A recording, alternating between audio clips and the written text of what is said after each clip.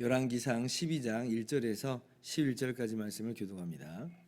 르호보암이 세겜으로 갔으니 이는 온 이스라엘이 그를 왕으로 삼고자 하여 세겜에 이르렀음이더라. 느바세 아들 여로보암이 전에 솔로몬 왕의 얼굴을 피하여 애굽으로 도망하여 있었더니 이제 그 소문을 듣고 여전히 애굽에 있는 중에 무리가 사람을 보내 그를 불렀더라. 여로보암과 이스라엘의 온 회중이 와서 르호보암에게 말하여 이르되 왕의 아버지가 우리의 멍에를 무겁게 하였으나 왕은 이제 왕의 아버지가 우리에게 시킨 고역과 매운 무거운 멍에를 가볍게 하소서. 그리하시면 우리가 왕을 섬기겠나이다. 르호보암이 대답하되 갔다가 3일 후에 다시 내게로 오라 하매 백성이 가니라. 르호보암이 그의 아버지 솔로몬의 생전에 그 앞에 모셨던 노인들과 의논하여 이르되 너희는 어떻게 충고하여 이 백성에게 대답하게 하겠느냐. 대답하여 이르되 왕이 만일 오늘 이 백성을 섬기는 자가 되어 그들을 섬기고 좋은 말로 대답하여 이르시면 그들이 영원히 왕의 종이 되리이다 하나 왕이 노인들이 자문하는 것을 버리고 자기 앞에 모셔 있는 자기와 함께 자라난 어린 사람들과 의논하여 이르되 너희는 어떻게 자문하여 이 백성에게 대답하게 하겠느냐.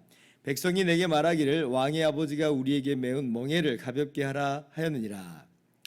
함께 자라난 소년들이 왕께 아뢰어 이르되 이 백성들이 왕께 아뢰기를 왕의 부친이 우리의 멍에를 무겁게 하였으나 왕은 우리를 위하여 가볍게 하라 하였은즉 왕은 대답하기를 내 새끼 손가락이 내 아버지의 허리보다 굵으니 하지요. 내 아버지께서 너희에게 무거운 멍에를 매게 하였으나 이제 나는 너희의 멍에를 더욱 무겁게 할지라. 내 아버지는 채찍으로 너희를 징계하였으나 나는 전갈 채찍으로 너희를 징계하리라 하소서. 아멘. 할렐루야. 하나님의 크신 은혜와 평강이 오늘도 변함없이 여러분 가운데 가득 넘치기를 주님의 이름으로 축원합니다. 솔로몬이 죽고 이제 그 아들 르호보암이 왕이 되었습니다. 어저께 11장 43절 보면 그렇게 정리가 되었죠. 그런데 오늘 1절 말씀을 보면 르호보암이 세겜으로 가고 그리고 온 이스라엘이 그를 왕으로 삼고자 하여 세겜으로 갔다 그래요. 그래서 좀 약간 의아합니다. 아니 이미 왕이 됐는데 무슨 또 왕으로 세운다는 말인가? 라고 하는 이제 이런 좀 궁금함이 우리 가운데 들 수가 있어요. 여기서 우리가 이제 추측할 수 있는 두 가지 상황이 있을 수 있겠는데요. 첫 번째는 뭐냐면 이제 원래 이게 공식 절차였다라고 이제 쉽게 이해하고 지나갈 수 있습니다. 왜 그러냐면 이제 그런 전례들이 있거든요. 초대왕 사울도 이제 하나님께서 사무엘을 통해서 이제 왕으로 기름 부어서 세우셨지만 근데 백성들에 의해서 왕으로 세워지는 그런 과정이 있었죠. 그리고 다윗도 마찬가지로 하나님께서 기름 부어 왕으로 세우셨는데 또 이스라엘 사람들에 의해서 왕으로 세워지는 그런 과정들이 있었거든요.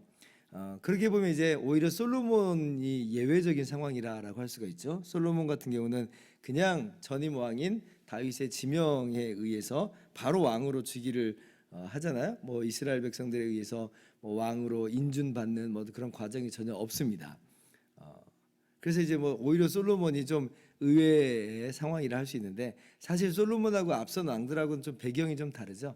사울이나 다윗 같은 경우는 전임 왕하고 상관없는 그런 이 배경과 상황 속에서 왕이 된 거니까 이제 그럴 수 있고 근데 이제 솔로몬은 다윗 왕의 아들이니까 여기에서 뭐 옹립 이런 필요가 없잖아요. 그냥 이제 연결된 그런 구조 속에서 그렇게 왕으로 지명이 되고 물려받는 형태가 되면 되는 것입니다. 자, 근데 이제 그러면 뭐 솔로몬이 예외인 것처럼 보이지만 근데도 한편으로 생각해 보면 아니 솔로몬도 그랬으면 르호보암도 그래야 되는 거 아니냐 이제 이렇게 또 물어볼 수가 있는 거예요. 왜냐하면 르호보암 역시 뭐 솔로몬의 아들이니까 뭐 여기서 뭐 다른 어떤 지명 절차가 필요한 거 아니고 다른 옹립 절차가 굳이 필요한 상황은 아니라라고 하는 것이에요. 정식 후계자잖아요. 정통이에요. 뭐 지금 왕자의 난이 뭐 따로 발생한 것도 아니고 충분히 솔로몬처럼 그냥 왕으로 되었으면 그냥 끝날 일이지 왜 지금 이렇게 백성들하고 함께 세겜으로 모여야 하느냐. 게다가 또 세겜으로 가는 것도 좀 약간 의아하죠. 왜냐하면 아니 왕궁이 예루살렘에 있는데 왜 또 세겜으로 모이는 거냐라고 하는 좀 이런 궁금함이 있을 수 있어요. 물론 세겜이 역사적인 그런 그 장소로서 의의가 있죠. 여호수아가 마지막 이제 유언을 남겼던 곳이 바로 세겜이고 그곳에서 이스라엘이 하나님과 맺은 그 언약을 다시 새롭게 상기시키고 하나님과 맺은 그 언약을 잘 지키고 준행하라라고 다짐하는 그런 이제 언약의 갱신의 장소예요. 그런 의미에서 굉장히 좀 의미가 있긴 있습니다만은 근데 그래도 그렇지 이미 왕궁이 버젓이 다 예루살렘에 있는데 굳이 왜 세겜으로 가는가? 그래서 이제 두 번째 우리가 추측할 수 있는 상황이 있어요. 어떤 학자들이 이제 이렇게 이야기를 하는 겁니다. 아마도 이미 이때 이제 솔로몬을 향한 그 북쪽 지파들의 이 잠재된 불만들이 여기에 이제 엿보인다. 이제 이렇게 하는 거죠. 그래서 이제 르호보암이 그 북쪽 지파들의 불만을 좀 해소시킬 목적으로 세겜으로 가서 그렇게 이제 왕으로 좀 인준 받는 이제 그런 과정을 지금 거치는 것 아니겠느냐라고 이제 이렇게 이해를 하는데 굉장히 그럴듯합니다. 왜냐하면 이 북쪽 지파들의 지금 불만이 오늘 말씀 속에서 실제 나오거든요. 왜 북쪽 지파들이 이제 불만을 가지는가? 4절 말씀 뭐라고요? 같이 읽어볼까요? 시작. 왕의 아버지가 우리의 멍에를 무겁게 하였으나 왕은 이제 왕의 아버지가 우리에게 시킨 고역과 매우 무거운 멍에를 가볍게 하소서. 그리하시면 우리가 왕을 섬기겠나이다.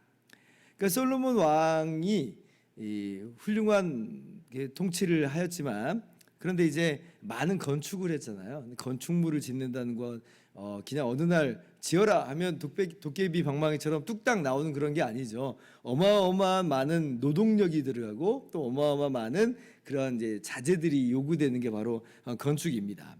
물론 이제 가나안 원주민들을 동원했다 이제 그랬어요. 가나안 원주민들을.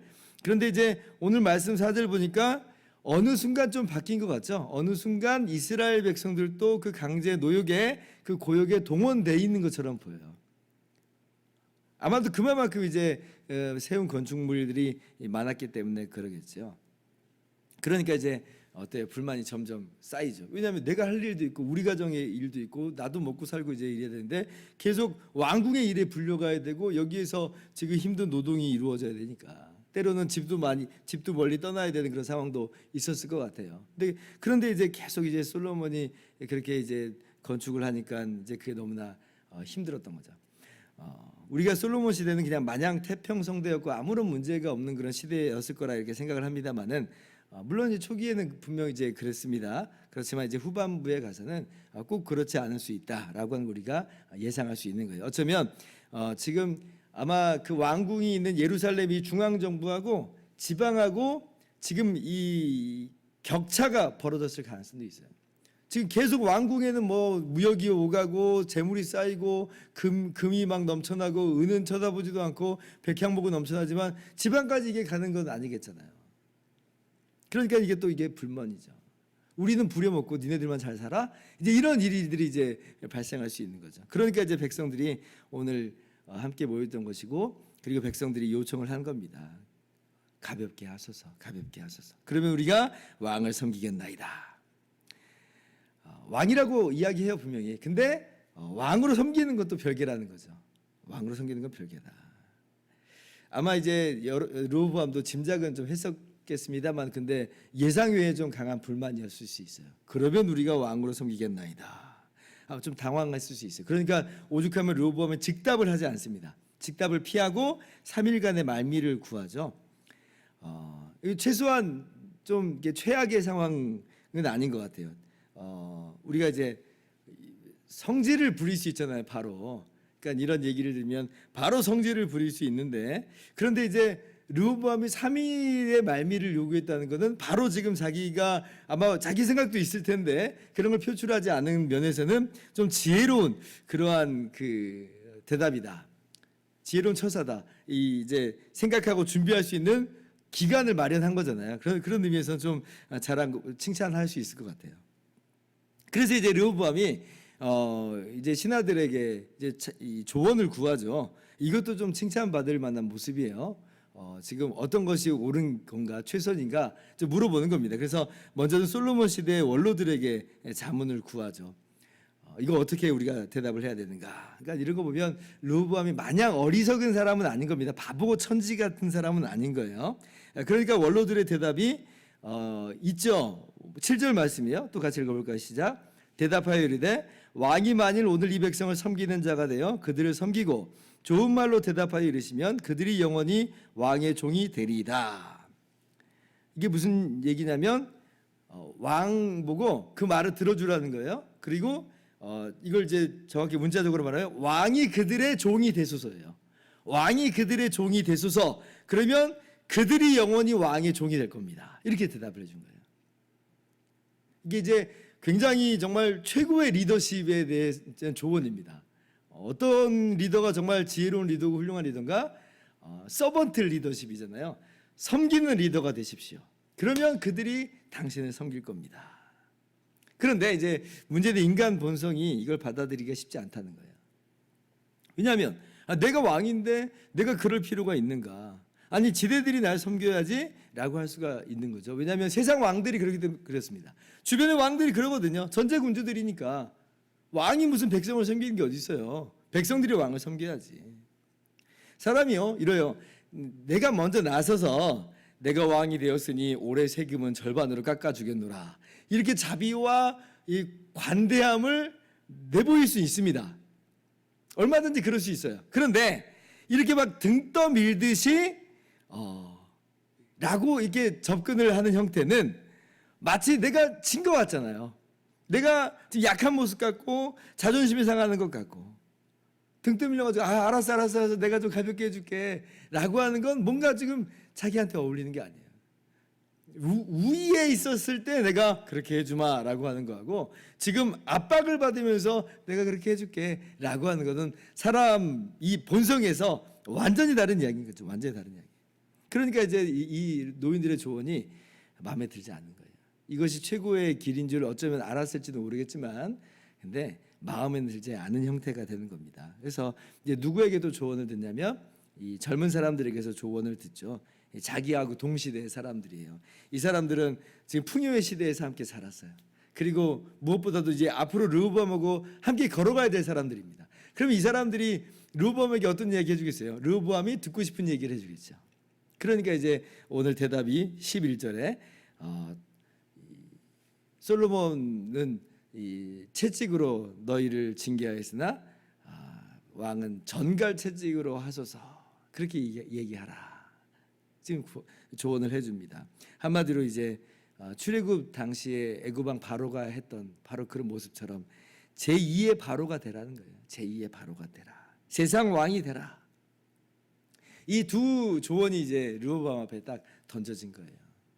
뭐 이미 이제 우리가 짐작하다시피 르호보암이 어떤 대답을 택할지 눈에 뻔하죠. 우리에게도 어쩌면 항상 이 두 질문이 던져지고 있을지 모르겠어요. 사람과의 관계 속에서 특별히 우리가 우리의 위치 속에서 나는 누구의 조언을 듣고 어떻게 행동을 하겠는가. 우리 주님께서 우리에게 요구하시는 원하시는 삶의 모습이 바로 섬기는 리더십이잖아요. 다른 사람을 섬기는 자가 되라. 우리 주님께서도 나는 섬기는 자로 너희 중에 있느니라 이렇게 말씀하셨어요. 그리고 주님을 따르는 우리 주님의 제자들에게 무엇을 요구하시는가? 우리도 마찬가지로 그렇게 섬기는 사람으로서 다른 사람에게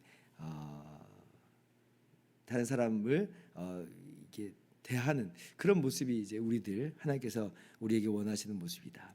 쉽지 않은 인간 본성하고 좀 거스리는 그런 내용이긴 하지만 오늘 말씀을 마음 가운데 새기면서 항상 말씀으로 우리의 본성을 또 변화시켜 가면서 그렇게 섬기는 리더십, 섬기는 삶의 모습으로 나아가는 저 여러분 모두 되기를 주님의 이름으로 축원합니다. 기도하겠습니다.